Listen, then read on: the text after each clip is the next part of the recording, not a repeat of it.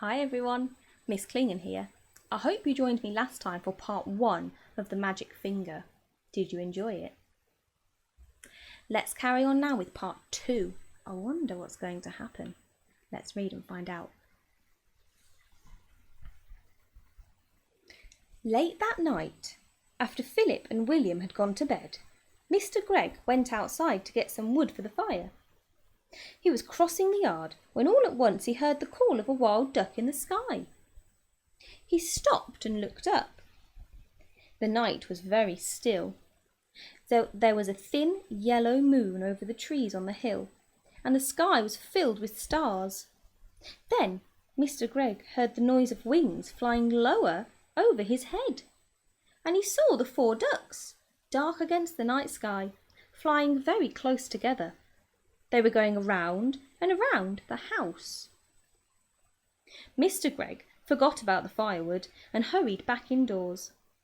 He was now quite afraid. He did not like what was going on. But he said nothing about it to Mrs. Greg. All he said was, "Come on, let's go to bed, I feel tired." So they went to bed and to sleep. When morning came, Mr. Greg was the first to wake up. He opened his eyes. He was about to put a hand out for his watch to see the time, but his hand wouldn't come out. "That's funny," he said. "Where's my hand?" He lay still, wondering what was up. Maybe he had hurt his hand in some way. He tried the other hand. That wouldn't come out either. He sat up.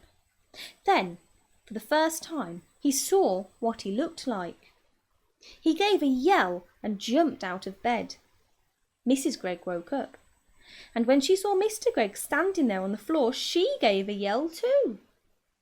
For he was now a tiny little man. He was maybe as tall as the seat of a chair, but no taller. And where his arms had been, he had a pair of duck's wings instead.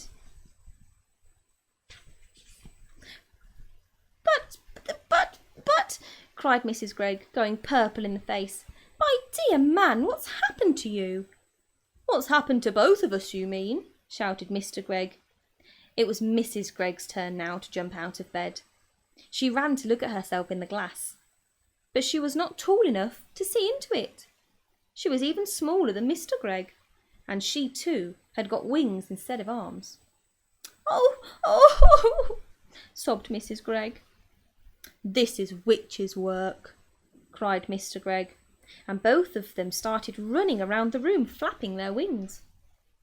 A minute later, Philip and William burst in. The same thing had happened to them. They had wings and no arms, and they were really tiny. They were about as big as robins.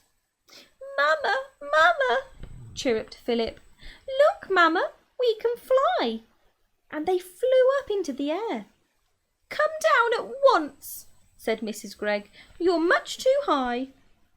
But before she could say another word, Philip and William had flown right out of the window. Mr. and Mrs. Greg ran to the window and looked out. The 2 tiny boys were now high up in the sky. Then Mrs. Greg said to Mr. Greg, "Do you think we could do that, my dear?" "I don't see why not," Mr. Greg said. "Come on, let's try." Mr. Greg began to flap his wings hard, and all at once up he went. Then Mrs. Greg did the same. "Help!"